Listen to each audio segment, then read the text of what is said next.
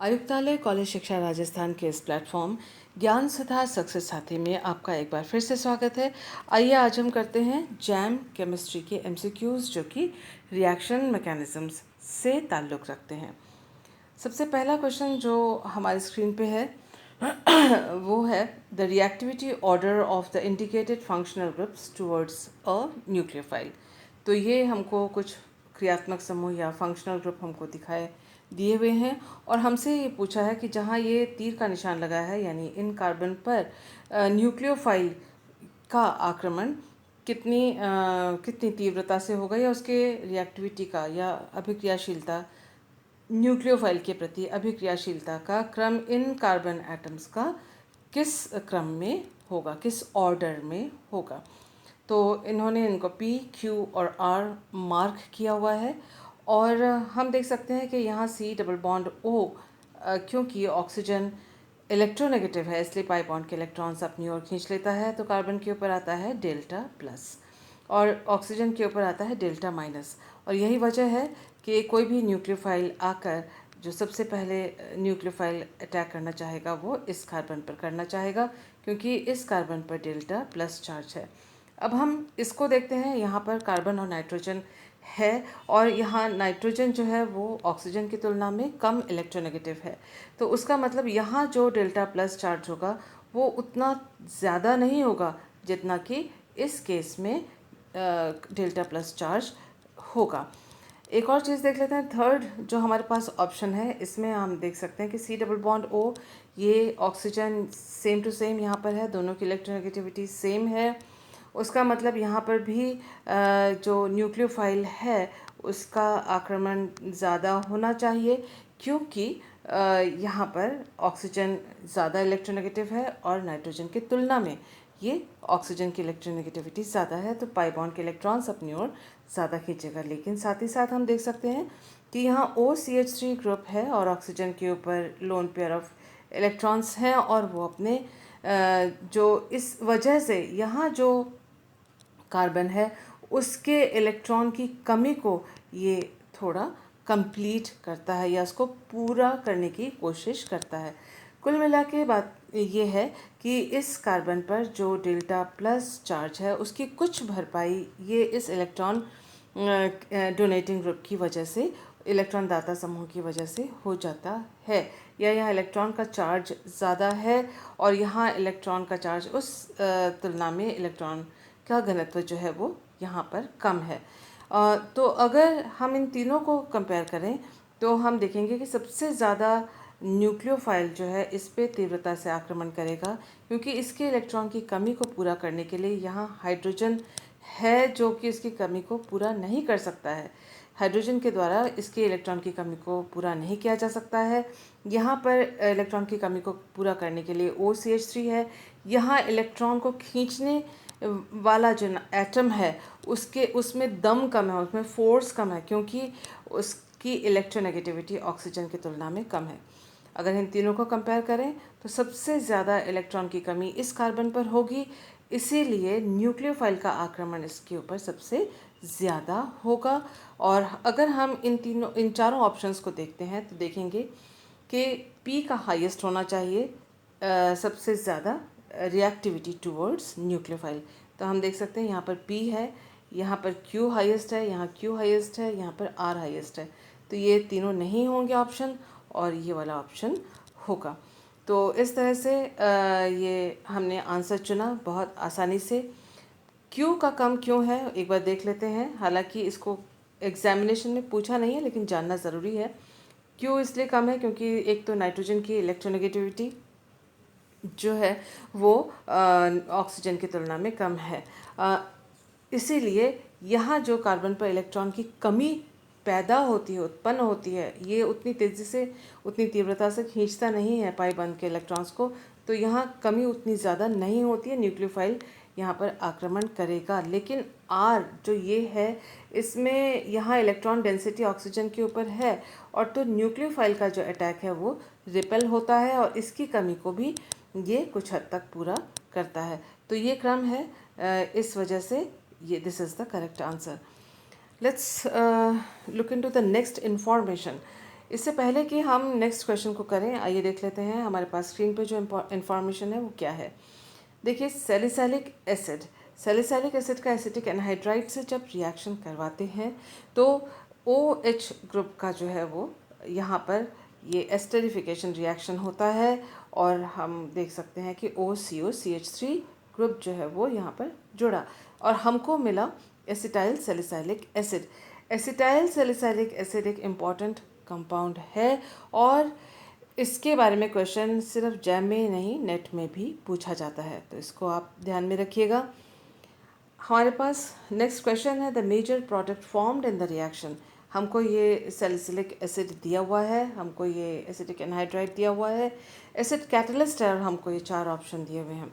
तो we know कि ये सैलिसिलिक एसिड विल गेट इसके साथ जो है एसिटिक एनहाइड्राइड के साथ एसिटाइलेशन रिएक्शन होगा और हमें एसिटाइल सैलिसाइलिक एसिड मिलेगा, जो कि यहाँ आप देख सकते हैं कि ये एसिड फंक्शन में कोई चेंज नहीं आया। OH ग्रुप जो है वो एसिटाइल में यहाँ पर फंक्शन में चेंज हो गया है, यहाँ पर OH एज सच पड़ा है, एसिटाइलेशन इसका हुआ नहीं है, तो उसका मतलब ये तीनों ऑप्शंस नहीं है।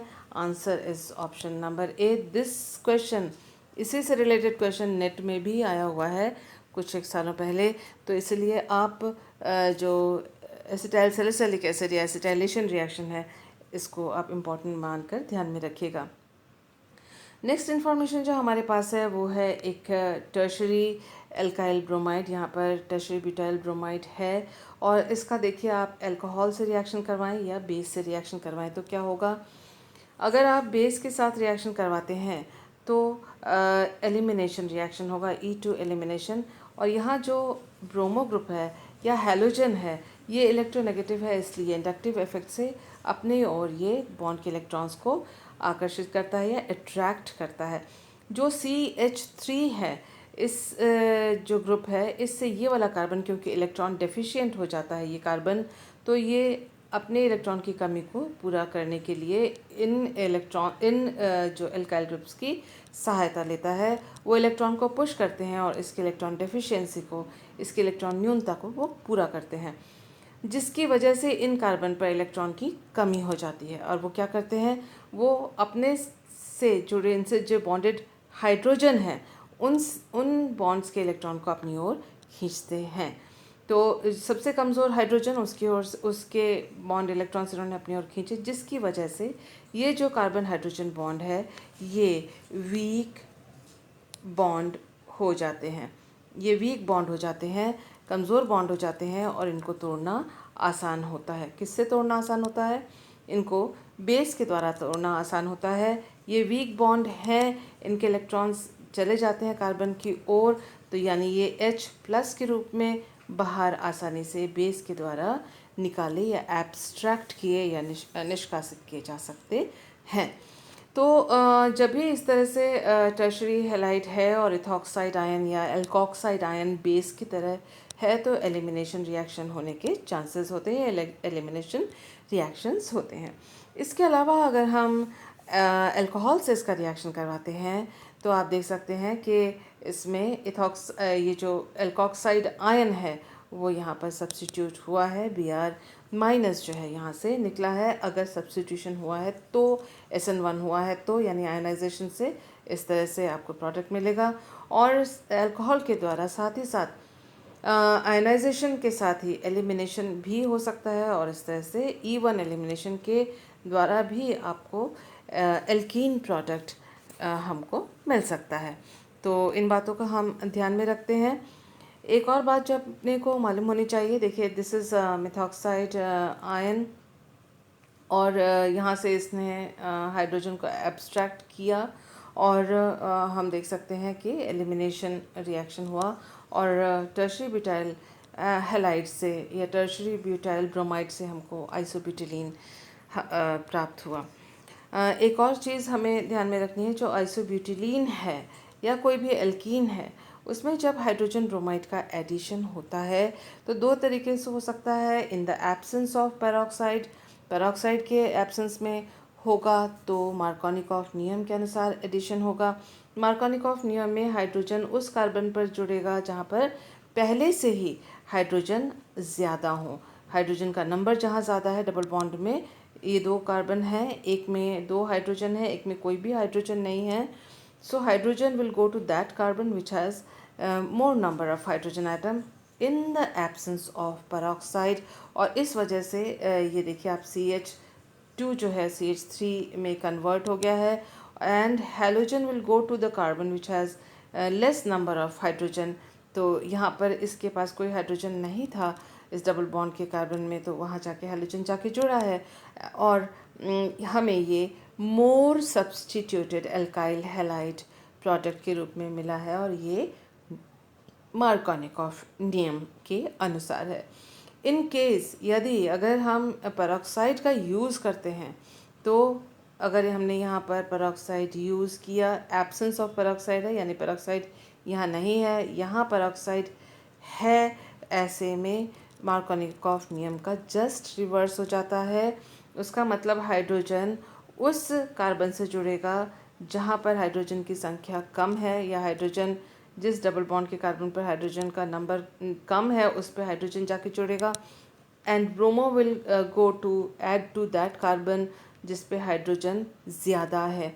तो एज इसकी वजह से आप देखिए यहाँ पेरोक्साइड के उपस्थिति में Br जहाँ हाइड्रोजन ज़्यादा है उससे जुड़ा है, तो CH2Br में कन्वर्ट हो गया है, और ये हाइड्रोजन उस कार्बन से जुड़ा है डबल बॉन्ड के जहाँ हाइड्रोजन की संख्या, हाइड्रोजन का number of hydrogen is less, यहाँ there is no hydrogen, so hydrogen will add to that in the presence of peroxide.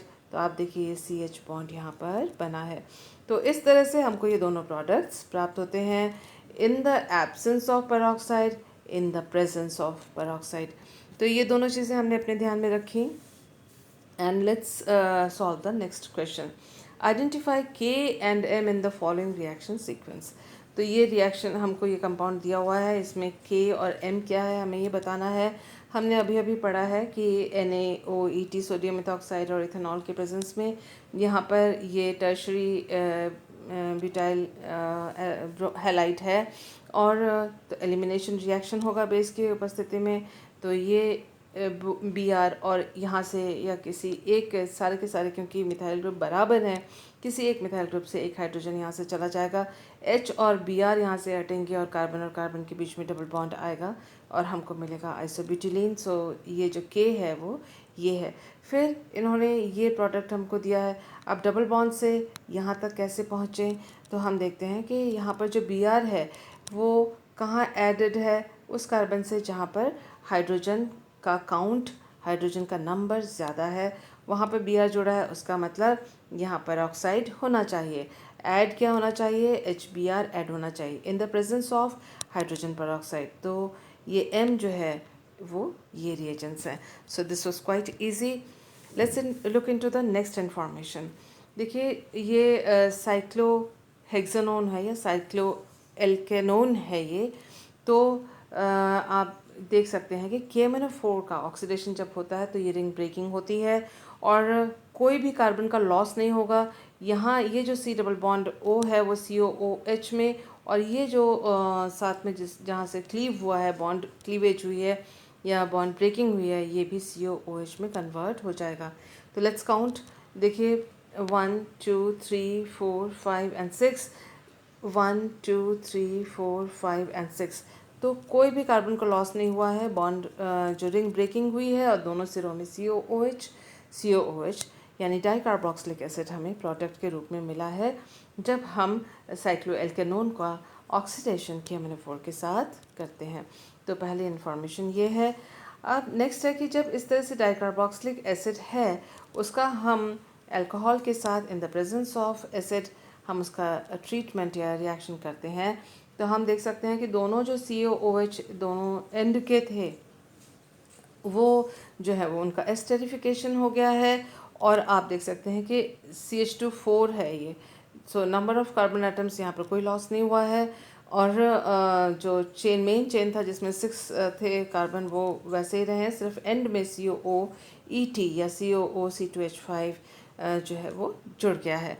तो इस तरह से एस्टेरिफिकेशन होता है जब हम अल्कोहल और एसिड को यूज़ करते हैं इस डाइकार्बोक्सिलिक एसिड के लिए। नेक्स्ट इन्फॉर्मेशन जो हमें मालूम होनी चाहिए वो है कि इस तरह से अगर डाई एस्टर हैं और हमने कोई बेस लिया है, पहले बेस से ट्रीट किया और फिर एसिड के साथ ट्रीट किया है, तो इसमें जो क्लेजिंग कंडेंसेशन की तरह रिएक्शन होती है और एक ही मॉलिक्यूल के दोनों सिरों के बीच में रिएक्शन हो जाती है और हमें एक साइक्लिक कंपाउंड मिलता है इस पूरे प्रोसेस को, जिससे कि जो इंट्रामॉलिक्यूलर केमिकल रिएक्शन होता है डाई एस्टर का, जिससे कि बीटा कीटो एस्टर मिलता है। देखिए, this is alpha, this is beta, तो बीटा पे कीटो एस्टर, तो इस तरह से साइक्लाइजेशन रिएक्शन हुआ है। कंडेंसेशन, तो ये जो है एक डिकमैन साइक्लाइजेशन, डिकमैन कंडेंसेशन रिएक्शन कहलाता है। आइए देख लेते हैं कुछ और इन्फॉर्मेशन। देखिए, अगर ओपन चेन कंपाउंड है, ये रहा, इससे पहले वाला जो है वो भी ओपन चेन कंपाउंड ही था, लेकिन उसको उस तरह से दिखाया हुआ था, देख लीजिए। So this is open chain compound, उसी को इस तरह से गोल करके घुमा के इसलिए लिखा गया है ताकि इसको बनाने में इजी हो। ये देखिए, इनमें और ये इसमें और यहाँ पर जो है वो बॉन्ड बन गया है, ये बॉन्ड बना है और ये वाला ग्रुप जो है वो यहाँ पर है। So let's look into the next information. ये ओपन चेन कंपाउंड है, डाईइथाइल एडिपेट है, यहाँ पर 4 कार्बन है, यहाँ पर 2 कार्बन है, 6 कार्बन है, एडिपिक एसिड है, उसका एस्टर है ये डाईइथाइल एस्टर, और सोडियम मेथॉक्साइड के साथ इसका कंडेंसेशन रिएक्शन करवाया गया है जो इंट्रामॉलिक्यूलर रिएक्शन है, क्योंकि दोनों सिरे आपस में रिएक्ट कर जाते हैं, तो इस तरह से बीटा कीटो एस्टर हमको मिला है। मैकेनिज़्म अगर आप इसका देखना चाहें तो बहुत ही आसान है, देखने में बड़ा लग रहा होगा लेकिन बहुत ही इजी और लॉजिकल मैकेनिज़्म है। आप इसको एक आध बार लिखेंगे अपनी कॉपी में तो ही आपको याद हो जाएगा। ये देखिए, C डबल बॉन्ड O और यहाँ पर CH2 था, उसका एक हाइड्रोजन अलग करके दिखाया गया है, इसलिए क्योंकि उसको जो ये बेस है इथॉक्साइड या एल्कोक्साइड आयन वो यहाँ से एब्स्ट्रैक्ट करके ले जा रहा है H+ के रूप में। हमने अभी थोड़ी देर पहले पढ़ा था कि C डबल बॉन्ड O जो है यहाँ पर ऑक्सीजन इलेक्ट्रोनेगेटिव है, पाई बॉन्ड के इलेक्ट्रॉन्स अपनी ओर खींच लेता है, जिस वजह से इस कार्बन पर इलेक्ट्रॉन, कार्बोनाइल कार्बन पर इलेक्ट्रॉन डेफिशिएंसी, इलेक्ट्रॉन की कमी हो जाती है। इलेक्ट्रॉन की कमी हो जाने की वजह से वो साथ वाले बॉन्ड से इलेक्ट्रॉन अपनी ओर खींचना शुरू कर देता है और साथ वाले कार्बन के साथ जो हाइड्रोजन है उस कार्बन हाइड्रोजन बॉन्ड के इलेक्ट्रॉन्स ये साथ वाला कार्बन अपनी ओर खींचना शुरू हो जाता है। कुल मिला के द ओवरऑल रिजल्ट इज़ कि ये CH बॉन्ड जो है वो वीक बॉन्ड हो जाता है और हाइड्रोजन अपना इलेक्ट्रॉन खोने लगता है और इसके ऊपर एक डेल्टा प्लस चार्ज आया हुआ होता है और इसका फ़ायदा उठाते हुए कोई भी जो बेस है वह इस हाइड्रोजन को आसानी से H+ के रूप में निकाल के ले जाता है।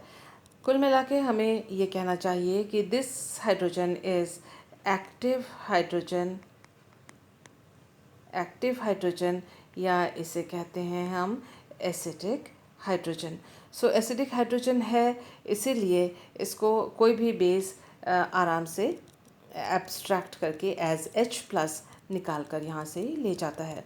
As a result of which enolate ion बनता है और यहाँ पर आप इसका दूसरा तरीका ये हो सकता है, ये माइनस चार्ज यहाँ पर आ जाता है क्योंकि H+ यहाँ से निकल गया, ये इलेक्ट्रॉन यहाँ शिफ्ट हुआ, ये इलेक्ट्रॉन यहाँ शिफ्ट हुआ, जिस वजह से ये इनोलेट आयन बनता है। तो ये इनोलेट आयन बना है मध्यवर्ती या इंटरमीडिएट और फिर इसका इंटरनल अटैक होता है। देखिए, ऑक्सीजन वापस O- इलेक्ट्रॉन्स जो हैं कार्बन ऑक्सीजन के बीच में शिफ्ट हो रहे हैं, तो C डबल बॉन्ड O बन गया और ये पाई बॉन्ड के इलेक्ट्रॉन्स जो हैं वो इस कार्बन जो कार्बोनाइल कार्बन है उसके ऊपर उसने बॉन्ड बनाया, तो यहाँ और यहाँ एक बॉन्ड, इस जगह और इस जगह पे एक बॉन्ड बना है। तो ये OR इस कार्बोनाइल कार्बन के साथ जुड़ा हुआ है और ये यहाँ पर इलेक्ट्रॉन का शिफ्ट हुआ ऑक्सीजन के ऊपर माइनस चार्ज आ जाता है इस वजह से। देखिए, ये यहाँ गया और ये इसके ऊपर इसने इलेक्ट्रॉन्स को अपनी ओर खींच लिया, तो O- ये बन गया है और इस कार्बन के बीच में एक बॉन्ड बना है जो कि ये वाला बॉन्ड है। कैसे पता करेंगे? 1 2 3, बीच में 3 है, 1 2 3, ये बीच में 3 छूट गए हैं और पहला और पांचवें ने आपस में बॉन्ड बनाया है। और उसके बाद आप देख सकते हैं कि ओ माइनस अपना चार्ज वापस सी डबल बॉन्ड ओ के सी और ऑक्सीजन कार्बन और ऑक्सीजन के बीच में शिफ्ट कर रहा है, क्योंकि ओ आर माइनस अपना ओ आर जो ग्रुप है वो एल्कोक्साइड आयन यहाँ से निकल रहा है अपना बॉन्ड तोड़कर, अपने बॉन्ड के इलेक्ट्रॉन्स को लेकर। तो आप देख सकते हैं कि ये सी सिंगल बॉन्ड ओ टूट गया and double bond O create हुआ है। और फिर उसके बाद आप यहाँ से जो एक बेस है वो उसने यहाँ से एब्स्ट्रैक्ट किया प्रोटॉन को, क्योंकि ये एसिडिक हाइड्रोजन है, और इस तरह से वापस इनोलेट आयन बना, देन उसका प्रोटोनेशन हुआ। कुल मिला के आपको यहाँ मिला है बीटा, और बीटा पे कीटो एंड एस्टर। और क्या हुआ है, ये जो ओपन चेन कंपाउंड था वो क्लोज चेन कंपाउंड में चेंज हो गया है, परिवर्तित हो गया है। किस तरह का? कीटो ग्रुप में, कीटो कंपाउंड में परिवर्तित हो गया है, और यहाँ पर एस्टर ग्रुप इस पोजीशन पे लगा हुआ है। इस इंफॉर्मेशन के साथ लेट अस डू, देखिए ये this is an important name reaction, इसको आपको ध्यान में रखना है। और आप इसको, इस इंफॉर्मेशन को अगर आपके पास ऑलरेडी आपके दिमाग में है तो आप एग्जामिनेशन में जो क्वेश्चन है उसको इजीली सॉल्व कर सकते हैं। ये क्वेश्चन नंबर 42 है और इसका पार्ट ए है। पार्ट ए में जो है NPQ इन्होंने पूछा हुआ है कि NPQ क्या है इसके अंदर। ये हमें साइक्लोहेक्सेनोन दिया हुआ है, एल्कलीन KMnO4 H3O+। तो जैसे ही इन्होंने एल्कलीन KMnO4 दिया हुआ है, हमें मालूम है कि रिंग तो इसकी खुल जाएगी और ये ऑक्सीडाइज हो जाएगा और 6 कार्बन चेन टोटल बनेगा, यानी एडिपिक एसिड बनेगा। तो जो N कंपाउंड है एडिपिक एसिड बनेगा, आयन बनेगा O- और प्रोटोनेशन के बाद COOH और COOH हो जाएगा। तो यहाँ पर प्रोटॉन का काम है COO- को प्रोटोनेट करना, और हमको ये एडिपिक एसिड उत्पाद के रूप में मिला। तो जो कंपाउंड N है वो एडिपिक एसिड है। अब एडिपिक एसिड जब मिला है उसका बेस के साथ रिएक्शन करवाया गया है, और बेस के साथ रिएक्शन करने पर क्या होगा? एस्टरिफिकेशन होगा। तो ये जो दोनों COOH ग्रुप हैं वो एस्टर में कन्वर्ट हो गए हैं, डाईइथाइल एडिपेट हमको मिला है, that is compound P। Now इस जो ओपन चेन कंपाउंड है उसका, जिसके दोनों सिरों में एस्टर हैं, उसका रिएक्शन करवाया गया है सोडियम इथॉक्साइड और इथेनॉल से, और फिर उसको प्रोटोनेशन किया गया है। हमने अभी अभी देखा है डिकमैन साइक्लाइजेशन। दिस इज़ डिकमैन साइक्लाइजेशन, और हमको प्रोडक्ट मिला है, ये जो Q मिलेगा दैट इज़ ये है, that is carboxylate beta keto और एस्टर है, ये cyclic ester ethyl 2 oxo cyclopentane acetate carboxylate है ये। लेकिन फिर इसका यहाँ पर इन्होंने HCl H2O के साथ रिएक्शन करा, तो इसका हाइड्रोलाइसिस हो जाएगा और COOH में कन्वर्ट हो जाएगा, और फिर COOH में देखिए ये पूरा चला जाएगा, इसकी जगह मान लीजिए H है, तो COOH यहाँ इस पूरे की जगह COOH जुड़ा हुआ होगा, और जब हम इसको हीट करेंगे तो इसमें से कार्बन डाइऑक्साइड निकल जाएगा। तो इस कार्बन से सीधे सिर्फ एक हाइड्रोजन जुड़ा हुआ रहेगा, तो COO2 निकल जाएगा, इस कार्बन से सिर्फ हाइड्रोजन जुड़ा हुआ रहेगा, that is cyclopentanone will be the product. तो इस तरह से हमने इस प्रोडक्ट को आसानी से पा लिया। नेक्स्ट रिएक्शन को क्वेश्चन को करने से पहले आइए जान लेते हैं हॉफमैन एलिमिनेशन रिएक्शन कब होते हैं। देखिए टर्शरी क्वाटरनरी जो अमोनियम सॉल्ट्स होते हैं उनका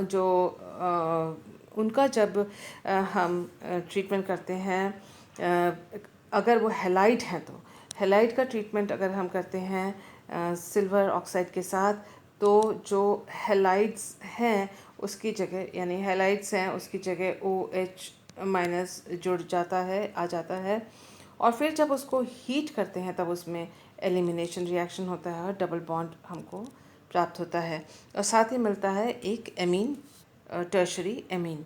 तो ये है हॉफमैन एलिमिनेशन। एग्जांपल आपके स्क्रीन पे है, ये देखिए, ये नाइट्रोजन और इस पे एक CH3, एक CH3 जुड़ा हुआ है, यहाँ C2H5 है, यहाँ टर्शरी ब्यूटाइल ग्रुप है। तो ये क्वार्टरनरी अमोनियम है, नाइट्रोजन के ऊपर है प्लस चार्ज। ठीक उसी तरह से यहाँ पर देखिए आप, ये एक एमीन है और मिथाइल आयोडाइड के साथ इसका सोडियम हाइड्रोक्साइड के सॉल्यूशन में रिएक्शन करवाया गया। तो ये एक एक करके हाइड्रोजन हटते चले जाएंगे और एक एक करके मिथाइल ग्रुप लगता चला जाएगा इसमें। और आप देख सकते हैं 3 मिथाइल ग्रुप लगे हुए हैं और पहले से ही इसके पास ये अल्काइल ग्रुप बड़ा सा था। कुल मिला के ये क्वाटरनरी अमोनियम में बदल गया है, ये भी क्वाटरनरी अमोनियम है।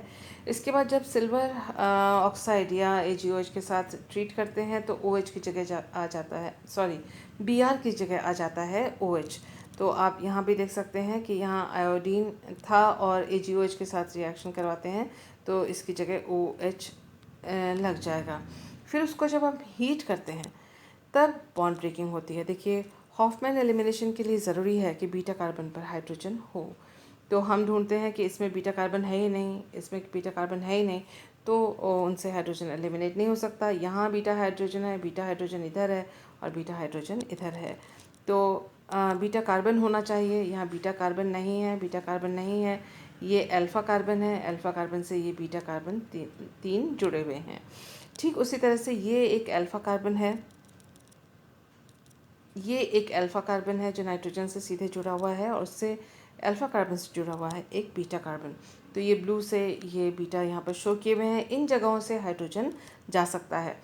तो यहाँ से हाइड्रोजन जुड़ेगा, जाएगा, निकल जाएगा, एलिमिनेट होगा और कार्बन हाइड्रोजन बॉन्ड जो है वो टूटेगा, या तो ये या तो ये।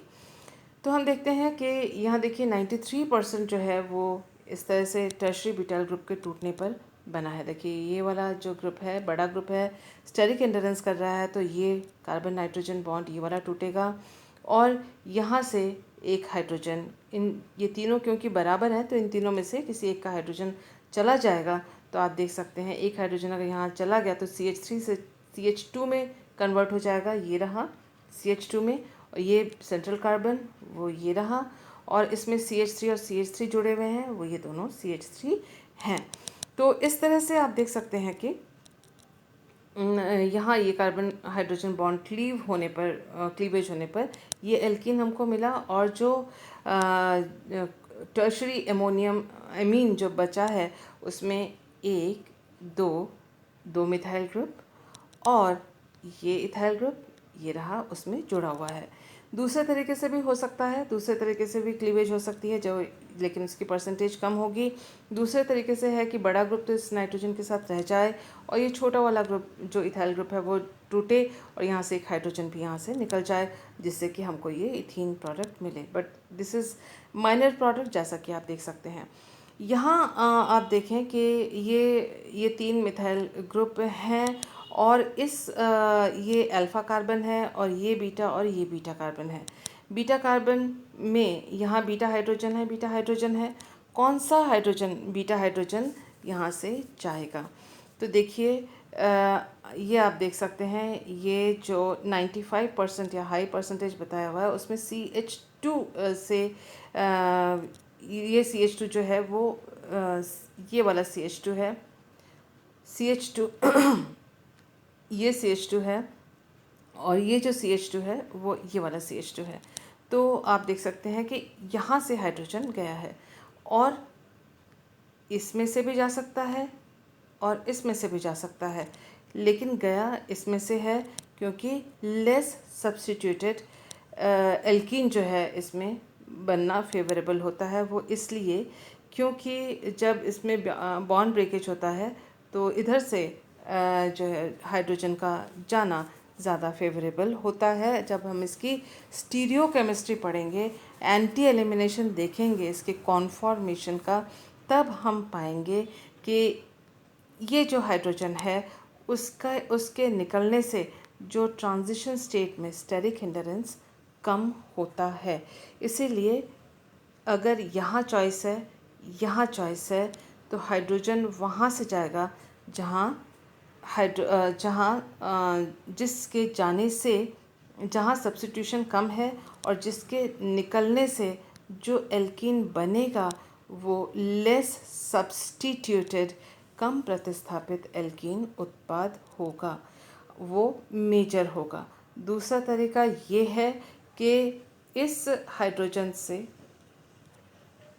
इस वाले बीटा हाइड्रोजन का यहाँ से निकले और ये बॉन्ड टूटे और CH, ये देखिए CH, और ये CH एंड CH, ये वाला बॉन्ड है, ये देखिए CH एंड CH, उनके बीच में डबल बॉन्ड है।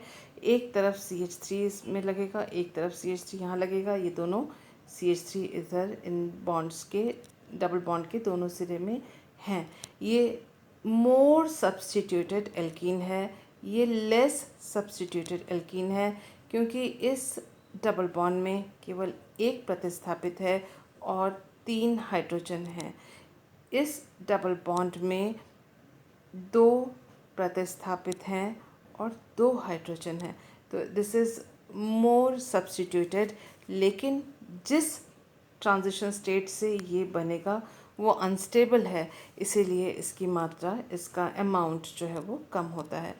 चलिए इन सब बातों को अपने ध्यान में रखते हैं और करते हैं नेक्स्ट अपना क्वेश्चन। इन्होंने पूछा हुआ है कि identify R S T X and Y. देखिए RST यहाँ लिखा हुआ है, XNY जो है दूसरे क्वेश्चन के लिए था, तो उसको तो हम छोड़ते हैं।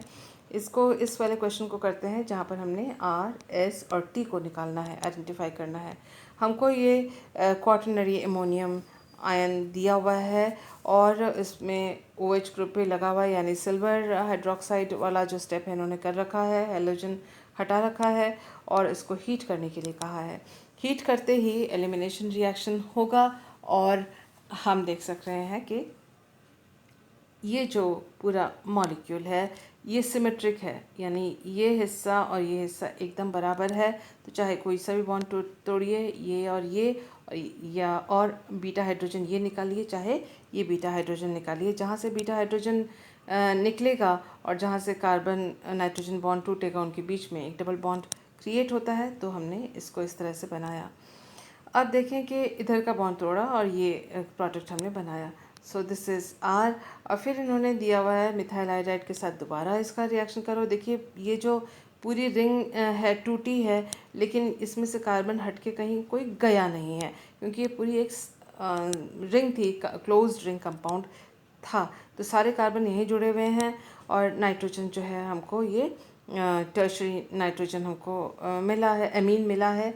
मिथाइल हाइड्राइड के साथ दोबारा रिएक्शन करवाते हैं तो ये क्वाटरनरी में बदल जाएगा और I- यहाँ आ जाएगा। लेकिन जैसे ही Ag2O H2O यानी AgOH के साथ रिएक्शन करवाएंगे तो आयोडीन की जगह यहाँ पर आ जाएगा OH। फिर इसको जब हम हीट करेंगे तो हीट करने पर दिस इज़ R, आपको ध्यान में रखना है। और हीट करने पर जो है ये वाला बॉन्ड अब की बार यहाँ से टूटेगा, क्योंकि यहीं पर ही बीटा हाइड्रोजन है। ये तीनों जो है मिथाइल ग्रुप हैं, ये साथ में ही जुड़े हुए रहेंगे। तो ये बॉन्ड टूटेगा तो NMe3 यहाँ पर आ जाएगा, दैट इज़ T। और ये बॉन्ड क्योंकि टूटेगा और यहाँ से हाइड्रोजन बीटा हाइड्रोजन निकलेगा और ये बॉन्ड टूटेगा, तो यहाँ एक डबल बॉन्ड क्रिएट होगा, जो कि ये रहा। तो हम देख सकते हैं कि अब के यहाँ से भी टूट गया तो ये वाला हिस्सा अलग होके ये रहा आ गया है और यहाँ double bond and these two are the new this is the new double bond which has been created by this elimination reaction. So this is S and this is T. So these are the products and it was quite easy. Next reaction को करने से पहले, next question को करने से पहले आइए जान लेते हैं एक और इम्पॉर्टेंट कंपाउंड के बारे में, विच इज़ सैकरीन। सैकरीन के ऊपर कई क्वेश्चंस आते हैं और कॉम्पिटिटिव एग्जामिनेशंस में आते हैं और इसके 2 सिंथेसिस हैं। एक सिंथेसिस जो है वो एंथ्रेनोलिक एसिड से शुरू हुआ है, जिसको मोमी सिंथेसिस कहते हैं। और आप देख सकते हैं कि एंथ्रेनोलिक एसिड और उसके बाद डायजोटाइजेशन किया है, डायजोनियम आयन के रूप में ये चेंज हो गया है। और उसके बाद फिर आप देख सकते हैं कि SO2 और कॉपर के साथ इसको सल्फोनिक एसिड में इसको चेंज किया है और N2 यहाँ से निकल गया है। देन हेलोजनेशन किया है तो सल्फोनाइल क्लोराइड में कन्वर्ट हुआ है। इस दौरान जो मिथाइल एस्टर ग्रुप है उसमें कोई चेंज नहीं आया है। फिर उसका जो है इस सल्फोनाइल क्लोराइड को एमोनिया से रिएक्ट करने पर ये सल्फोनामाइड बना, और फिर सल्फोनामाइड का जो है हीट के साथ एसिड के साथ अगर हम ट्रीट करते हैं तो साइक्लाइजेशन और एमाइड यहाँ पर बनता है, और इस तरह से सैकरीन हमको दिस इज सैकरीन हमको प्राप्त होता है। तो this is one of the synthesis. हम देखते हैं एक और synthesis which is quite popular, that is Remsen Fahlberg method, और इसमें टॉलुइन से शुरू हुए हैं और क्लोरोसल्फोनिक एसिड से इसका ट्रीटमेंट किया गया है, जिससे कि ऑर्थो और पैरा दो आइसोमर्स यहाँ पर मिले हैं, जैसा कि आप देख सकते हैं। This is ortho and this is para. Cyclisation के लिए पैरा हमारे कोई काम का नहीं है, so it is rejected. Ortho को लेके आगे बढ़ते हैं और इसका एमोनिया के साथ रिएक्शन करने पर Cl की जगह NH2 आता है और सल्फोनामाइड ऑर्थोटोलुइन सल्फोनामाइड हमको मिलता है। देन KMnO4 के साथ ऑक्सीडेशन करते हैं तो CH3 जो है वो COOH में कन्वर्ट हो जाता है, और साथ ही यहाँ पर NH2 है, यहाँ पर COOH है, उन दोनों के बीच में एमाइड बॉन्ड बनता है, और जो प्रोडक्ट हमें प्राप्त होता है दैट इज़ सैकरीन। तो इस तरह से हमको दो methods we can use to prepare saccharin.